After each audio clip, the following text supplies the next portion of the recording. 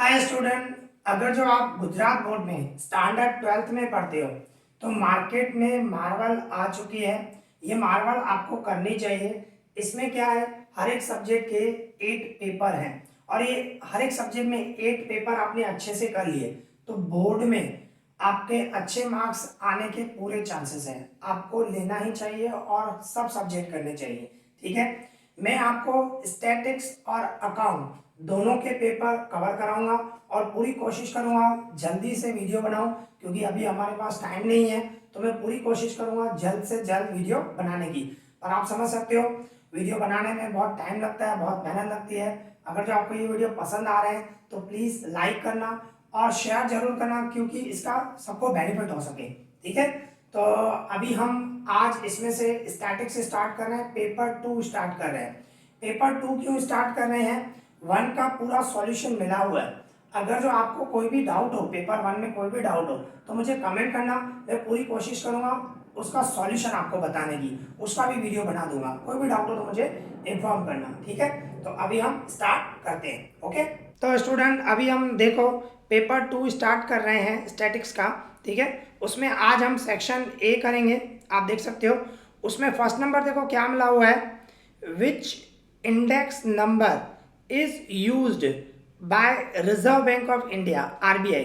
भाई reserve bank of India जो है कौन सा इंडेक्स नंबर यूज करती है, किसके लिए, to control to take necessary steps to control inflation.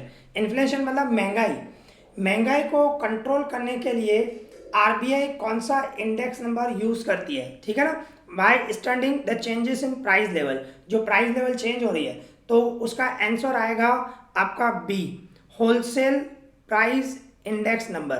भाई होलसेल प्राइस इंडेक्स नंबर की स्टडी करती है, क्योंकि चेक करेंगे कि होलसेल की जो प्राइस है वो इंक्रीज नहीं होनी चाहिए। ठीक है ना, तो इन्फ्लेशन को, महंगाई को कंट्रोल करने के लिए आरबीआई किसकी स्टडी करती है, होलसेल प्राइस इंडेक्स नंबर। ठीक है, तो हमारा ऑप्शन बी हुआ। ओके, तो अभी देखो सेकंड नंबर क्या बता रहा है हमारे पास, which of the following values is not possible, possible नहीं हो सकती as the value of R. R R मतलब कॉरेलेशन कोएफिशिएंट। तो कॉरेलेशन कोएफिशिएंट की आपको पता होना चाहिए, जो आर है कॉरेलेशन कोएफिशिएंट, उसकी वैल्यू जो होती है वो -1 और +1 के बीच में होती है। आर की वैल्यू, कॉरेलेशन कोएफिशिएंट की वैल्यू -1 और +1 के बीच में। तो आप देख सकते हो ए ऑप्शन जो है 0.999 है, ये -1 और +1 के बीच में होगा। और ये जो है -1.09, आप देख सकते हो ये -1 से बड़ी होगी। तो कहने का मतलब ये -1 और +1 के बीच में नहीं आएगी। तो हमारा आंसर क्या हुआ, बी ऑप्शन होगा। आप देख सकते हो सी की भी वैल्यू -0.850, तो ये -1 और +1 के बीच में होगा, और 0 भी -1 और +1 के बीच में होगा। ये जो है बी ऑप्शन -1.090, ये -1 और +1 में नहीं आएगा। तो आपका आंसर हुआ बी। ठीक है ना, अभी इसी तरह अभी हम थर्ड नंबर देखें। थर्ड में देखो क्या बता रहे हैं, what is the value of B Y X. ध्यान रखना बी वाई एक्स बोल रहा है। If regression line y on x दिया हुआ है, y ऑन x दिया हुआ है, और कौन सी रिग्रेशन लाइन है हमारे पास, 2x + 3y - 50 = 0। तो इसको सॉल्व करना पड़ेगा, इसको हम बोर्ड पे सॉल्व करते हैं। ठीक है, देखें हमें क्या दिया हुआ है, देखो हमें दिया हुआ है 2x + 3y - 50 दिया हुआ है। ठीक है ना, =0, ये हमें दिया हुआ है। और ये y ऑन x है, ध्यान रखना। तो इसमें क्या करूंगा, ये जो y है 3y को सेम रखेंगे और इन दोनों को मैं इक्वल टू के उस साइड लेके जा रहा हूँ।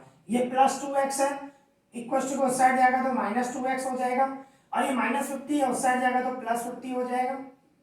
ठीक है, अभी y के साथ जो है, y के साथ 3 है तो सबको 3 से डिवाइड कर दो, मीन्स इस तरह 3y = -2x + 50।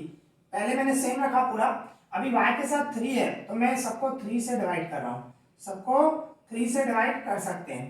तो 3 3 कट जाएगा, तो क्या हुआ, y यहाँ पे हुआ -2/3 x और +50/3, इस तरह हुआ। इसको हम कंपेयर करेंगे, हमारी जो लीनियर इक्वेशन है वो कौन सी है, y और x।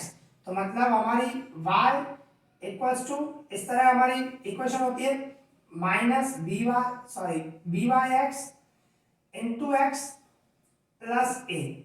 ऐसे भी लिख सकते हो, या हमारी इक्वेशन ऐसे भी होती है y equals to A plus B Y X into X. ऐसे लिखो या ऐसे लिखो, बात एक ही है। तो इसमें आप देख सकते हो x के साथ हमारा बी वाई एक्स है, ठीक है, x के साथ। यहाँ पे आंसर में देखो x के साथ क्या है, -2/3 है। तो आपका बी वाई एक्स कौन सा आंसर हुआ, -2/3। ये आपका बी वाई एक्स का आंसर आया, ठीक है, इस तरह हुआ। अभी देखें, आगे देखते हैं।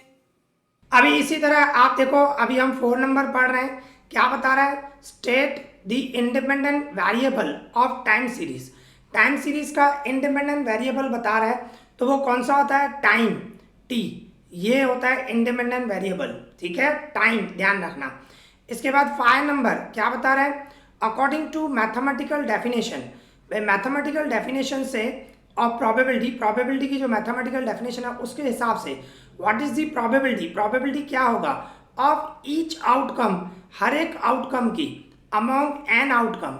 अगर जो आपके पास एन आउटकम है तो हर एक जो आउटकम होगा, मतलब हर एक एलिमेंट जो होगा उसकी प्रोबेबिलिटी क्या होगी ऑफ रैंडम एक्सपेरिमेंट। कोई भी रैंडम एक्सपेरिमेंट करो तो उसमें क्या उसकी प्रोबेबिलिटी होगी वो बताना है। तो आप देखो, सपोज करो आप कॉइन फेंक रहे हो, देखो हम एग्जांपल से समझ रहे हैं। सपोज करो आप कॉइन फेंक रहे हो, तो कॉइन पे क्या आ सकता है, या तो हेड आएगा या तो टेल आएगा, ठीक है, इस तरह आप बोल सकते हो। मैं एग्जांपल से समझा रहा हूँ, आप देख सकते हो हेड है, उसकी प्रोबेबिलिटी क्या होगी वो सोचो। देखो हेड हमारा फेवरेबल एक ही है और टोटल 2 मिला के, मतलब हेड आए उसकी प्रोबेबिलिटी क्या होगी, 1/2। इसी तरह टेल आए उसकी प्रोबेबिलिटी क्या होगी, देखो टोटल आउटकम तो 2 ही है, फेवरेबल टेल एक ही है, मतलब 1/2। कहने का मतलब हेड आया उसकी प्रोबेबिलिटी भी 1/2, टेल आया उसकी भी प्रोबेबिलिटी 1/2। तो कहने का मतलब इसमें आउटकम कितने हैं, 2 ही है। कॉइन फेंकोगे तो हेड या टेल ही आएगा, तो दोनों में क्या आया, 1/2 1/2। अभी इसमें आप देखो क्वेश्चन में क्या बता रहा है, एन आउटकम है, तो हर एक एलिमेंट की प्रोबेबिलिटी क्या आएगी, 1/n, बराबर ना, क्योंकि जो भी होगा आउटकम जो होगा वो 1/n, इस तरह जैसे कि 1/2 आया उसकी तरह ही, ठीक है। अभी देखो इसी तरह हम 6 नंबर पढ़ेंगे। 6 में देखो क्या बता रहा है, what are parameters of binomial probability distribution. Binomial probability distribution के पैरामीटर कौन से होते हैं, एन एंड पी, ये आपको पता होना चाहिए। एन और पी जो हैं ये बाइनोमियल डिस्ट्रीब्यूशन के पैरामीटर होते हैं, ठीक है। इसके बाद 7 में क्या बता रहे हैं, what is the total area. Total area क्या होगी under normal curve. Normal distribution जो चैप्टर है, नॉर्मल कर्व होता है, उसकी टोटल एरिया क्या होगी टू राइट हैंड साइड। देखो क्लियर बता रहा है, right hand side of the perpendicular line X equals to mu. तो राइट हैंड साइड बता रहा है। तो देखो सबसे पहले आपको पता होना चाहिए नॉर्मल डिस्ट्रीब्यूशन जो कर्व होता है ना वो इस तरह बनता है। देखो मैं बना के बता रहा हूँ, ये हमारा जस्ट अ मिनट, देखो तो नॉर्मल डिस्ट्रीब्यूशन कर्व जो होता है ना वो हमारा इस तरह बनता है, ठीक है, इस तरह होता है। यहाँ पे बीच में 0 आता है, जेड इक्वल्स टू 0, ठीक है। तो यहाँ से लेकर पूरा, अगर जो हम पूरी एरिया सोचेंगे ना कर्व की, वो प्रोबेबल मतलब उसकी 1 वैल्यू होती है, 1। पर यहाँ पे आपको क्या बता रहा है क्वेश्चन में आपको बता रहा है राइट हैंड साइड। आप देखो अच्छे से, राइट हैंड साइड, तो हमारा राइट हैंड साइड ये पोर्शन होगा, इस साइड 0 के इस साइड जो है, ठीक है। तो इसकी राइट हैंड साइड की वैल्यू क्या होती है, 0.5। टोटल 1 होता है और राइट हैंड साइड की 0.5। इसी तरह लेफ्ट हैंड साइड की भी वैल्यू जो होती है यहाँ से लेकर यहाँ तक, ठीक है, लेफ्ट हैंड साइड की भी 0.5 होती है, लेफ्ट हैंड साइड भी 0.5 होती है। तो हमें राइट हैंड साइड के लिए पूछ रहा है, तो राइट हैंड साइड के लिए क्या होगा, 0.5। तो हमारा आंसर होगा ये बी ऑप्शन, 0.5, ठीक है, इस तरह। अभी इसी तरह 8 नंबर देखें। 8 में देखो क्या बता रहा है, विच of the following is approximate value of mean deviation. देखो मीन डेविएशन बता रहा है और वो भी नॉर्मल कर्व। तो नॉर्मल डिस्ट्रीब्यूशन है, नॉर्मल डिस्ट्रीब्यूशन पेज नंबर 109, ध्यान रखना बुक में पेज नंबर 109 पे नॉर्मल डिस्ट्रीब्यूशन की प्रॉपर्टीज दी हुई है, वो आप याद कर लेना, उसमें फार्मूलाज भी हैं, वो याद करना। उसमें एमसीक्यूज और सेक्शन बी में 1 मार्क में आता ही है मोस्ट ऑफ। तो आपको पता होना चाहिए मीन डेविएशन की जो फार्मूला होती है ना, वो ये है 4/5 डेल्टा। ये ए ऑप्शन हमारा होगा, ध्यान रखना, मीन डेविएशन। ओके, तो उसकी फार्मूला है 4/5। और अगर जो मीन डेविएशन की जगह पे एक दूसरी फार्मूला है क्वार्टाइल डेविएशन, अगर जो क्वार्टाइल डेविएशन बताए ना, तो उसकी फार्मूला ये है 2/3 डेल्टा, ध्यान रखना, ठीक है। अभी मीन डेविएशन बता रहा है तो हमारा आंसर ए होगा 4/5 डेल्टा। ये फार्मूला है, आपको याद रखनी है। नॉर्मल डिस्ट्रीब्यूशन की प्रॉपर्टीज आपको लर्न करनी चाहिए, ठीक है, ये ध्यान रखना। पेज नंबर 109 है। आगे बढ़ते हैं।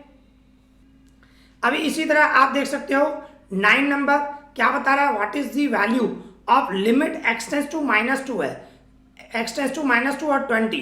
x टेंड्स टू -20 का -2 का मतलब होता है x की जगह पे हमें -2 रखना है, पर आप देख सकते हो इसमें x की वैल्यू है ही नहीं, तो x की वैल्यू नहीं है तो आंसर हमारा 20 ही आएगा। x की जगह पे समझो -2 रख रहे हैं हम, तो वो 20 ही आंसर आने वाला है, ठीक है ना, क्योंकि x की वैल्यू है ही नहीं, तो आंसर हमारा होगा 20, ठीक है, ए ऑप्शन होगा।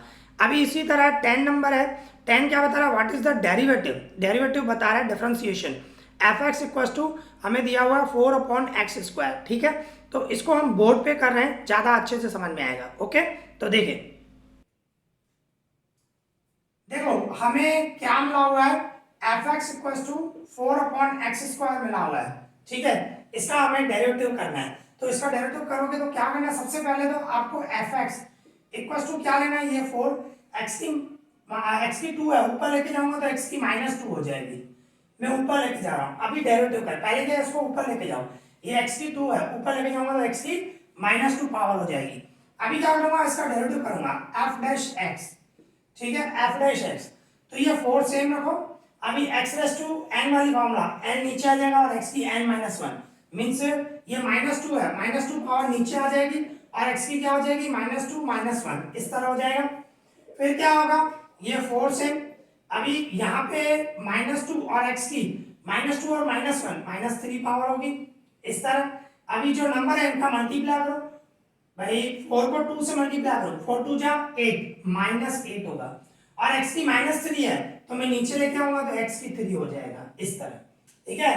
तो आपका आंसर हुआ -8/x की 3 पावर, ओके, इस तरह होगा, ठीक है। अभी देखो इसी तरह हम 11 नंबर देखें।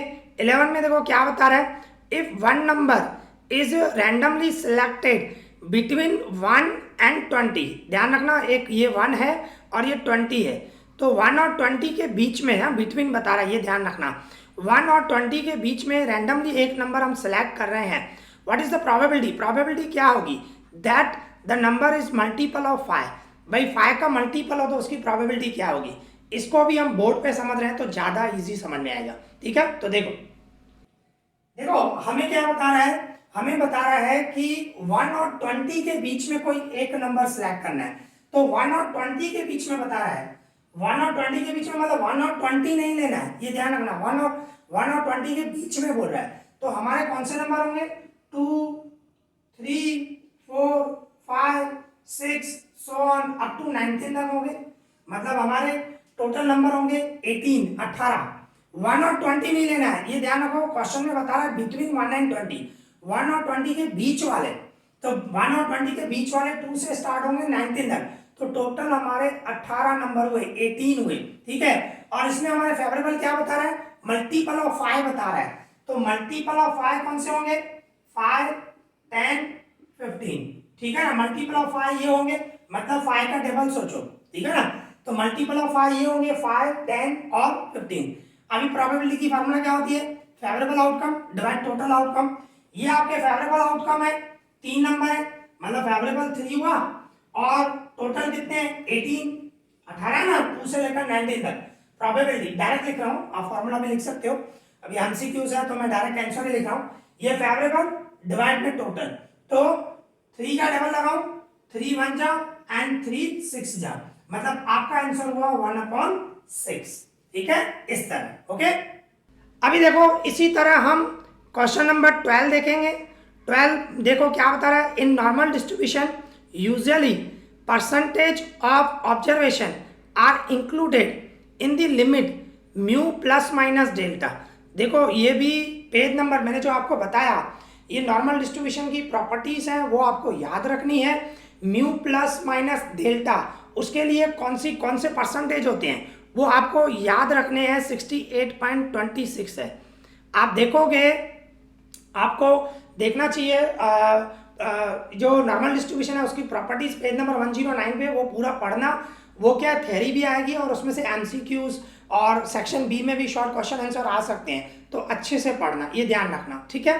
तो म्यू प्लस माइनस डेल्टा में कौन सा आएगा, 68.26 ये आएगा परसेंटेज, ठीक है। अभी इसी तरह 13 नंबर में पढ़ रहा हूँ। देखो 13 क्या बता रहा है, विच of the following is approximate value of mean deviation.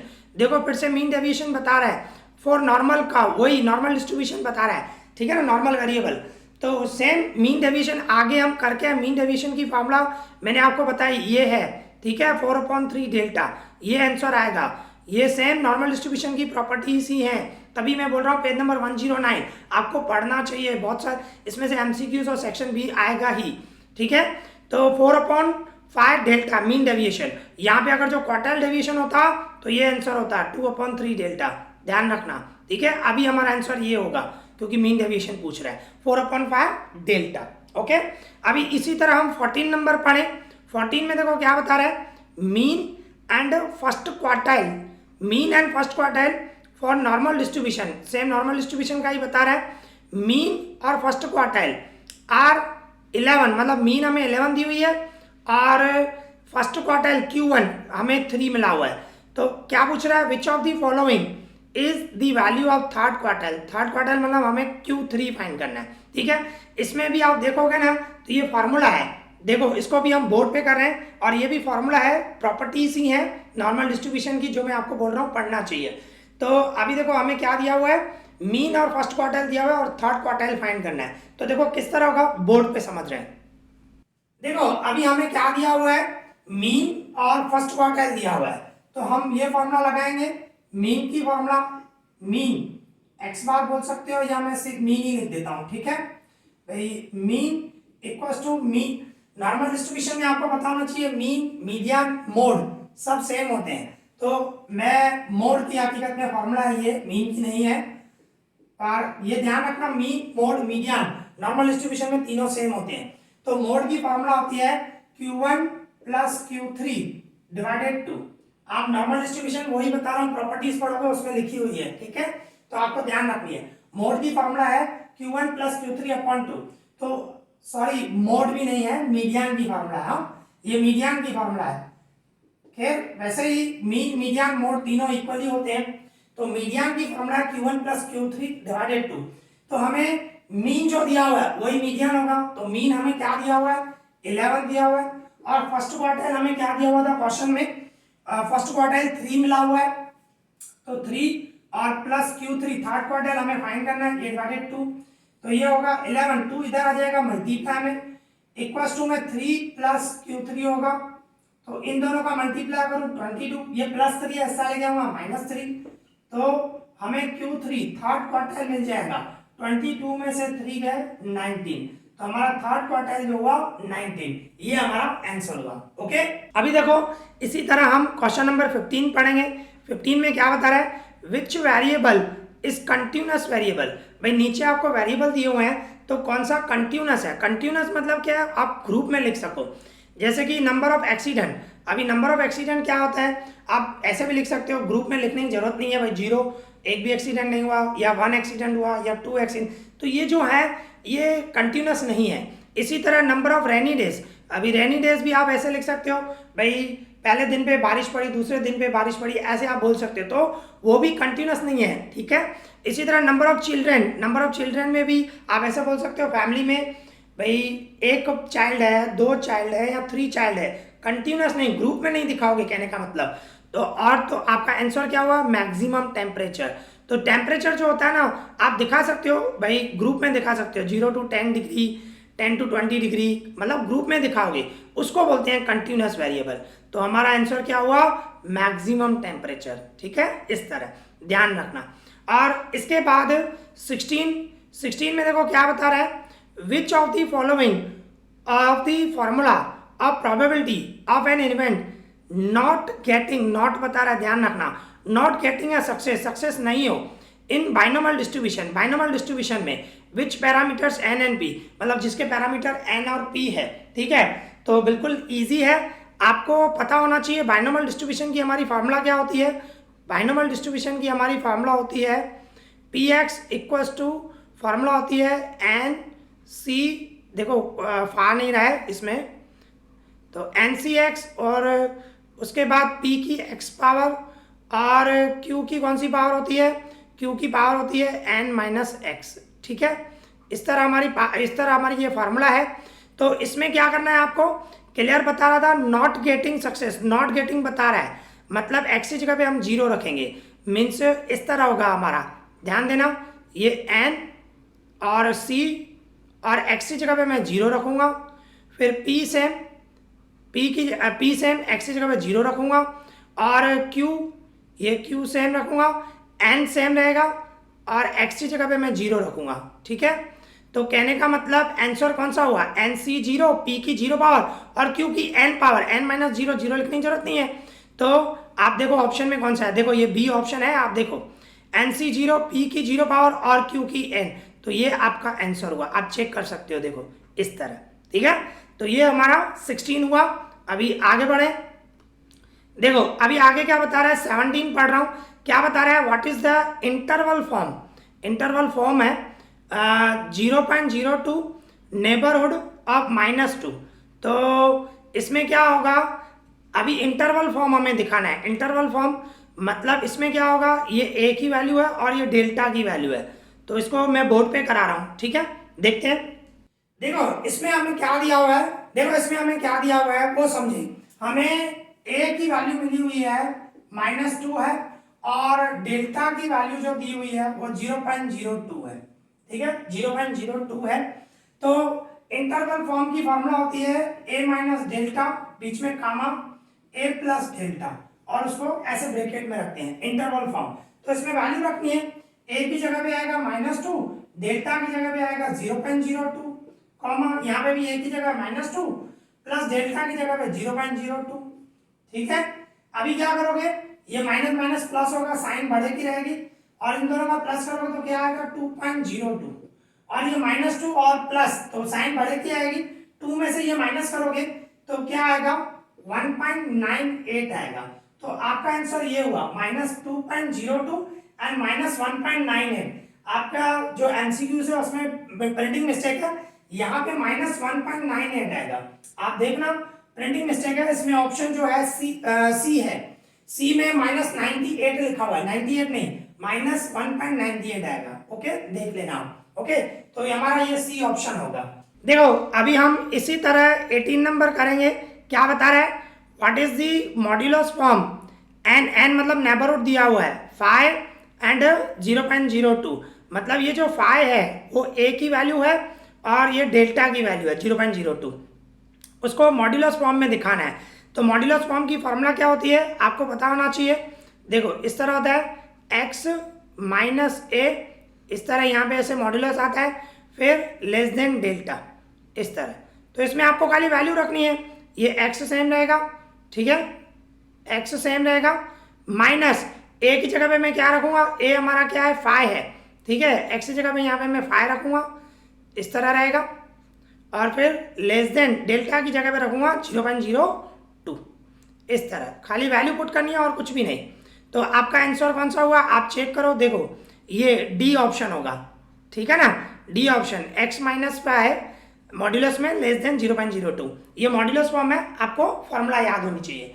फिर इसके बाद 19 नंबर, आप देखो 19 में क्या बता रहे हैं, if u and v are function of x then what is the formula of derivative v upon u। आप देखो यहाँ पे v अपॉन u दिया हुआ है, इस चीज का ध्यान रखना, डिवाइड जो आप सीख के आए हो ना, आपने बुक में देखी होगी, बुक में u अपॉन v होता है, u अपॉन v, और यहाँ पे v अपॉन u दिया हुआ है, ये ध्यान रखना। तो आपका आंसर जो इसका जैसे कि आपको दिया हुआ ना v अपॉन u ऐसे दिया हुआ है, ठीक है, v अपॉन u दिया हुआ है, तो उसकी फार्मूला क्या होगी, डेरिवेटिव की फार्मूला ये होगी, जो पहले नीचे जो है वो सेम रखते हैं, मतलब u सेम रहेगा और ऊपर वाला जो है उसका डेरिवेटिव होता है dv अपॉन dx, ऐसे आएगा dv अपॉन dx, फिर बीच में माइनस आता है, फिर ऊपर वाला सेम रखते हैं v और du अपॉन dx, ठीक है, इस चीज़ का ध्यान रखना। और जो नीचे है, नीचे आपको क्या दिया हुआ है, u दिया हुआ है, तो u स्क्वायर आएगा, ये ध्यान रखना, ये आपका आंसर हुआ। तो इसमें आप देखो तो ये D option answer, D option आएगा। देखो आप अपने बुक में देखोगे ना, ये ए ऑप्शन होगा, क्योंकि वो ये जो फॉर्मूला है ना, वो किसकी फॉर्मूला है, ए ऑप्शन, ये इसकी फॉर्मूला है u अपॉन वी की है, ध्यान रखना u अपॉन वी की, पर आपको अभी यहाँ पे क्या दिया हुआ है, v अपॉन u दिया हुआ है, तो ये डी ऑप्शन होगा। ओके, इस चीज़ का ध्यान रखना। इसके बाद लास्ट 20 नंबर देखें हम। देखो 20 में क्या बता रहा है, देखो 20 में बता रहा है if function F X is increasing, अभी इंक्रीजिंग बता रहा है x माइनस ए के लिए, then which is correct option from the following. बिल्कुल ईजी है, इंक्रीजिंग में आपको पता होना चाहिए जो फर्स्ट डेरिवेटिव होता है वो ग्रेटर देन जीरो होना चाहिए, ये रहा first derivative greater than zero, clear, ये बता रहा है फर्स्ट डेरिवेटिव है, ये first derivative less than zero नहीं होगा, ग्रेटर देन, इंक्रीजिंग के लिए ग्रेटर देन जीरो होना चाहिए। अगर जो यहाँ पे डिक्रीजिंग बता तो ये आंसर आता, ठीक है, इस चीज़ का ध्यान। और compulsory first derivative, second derivative नहीं, ये डी ऑप्शन नहीं आएगा, student most of second derivative कर देते हैं, डी ऑप्शन नहीं, ए बी ऑप्शन आएगा फर्स्ट डेरिवेटिव, ये ध्यान रखना, first derivative greater than zero होना चाहिए, ठीक है। तो इस तरह आज हमने सेक्शन ए कंप्लीट किया। तो आई होप आपको ये वीडियो पसंद आया होगा। इस वीडियो में मैं यहीं पे कंप्लीट कर रहा हूँ, नेक्स्ट वीडियो में आगे बढ़ेंगे, ठीक है। तो इस वीडियो में इतना ही, thank you for watching this.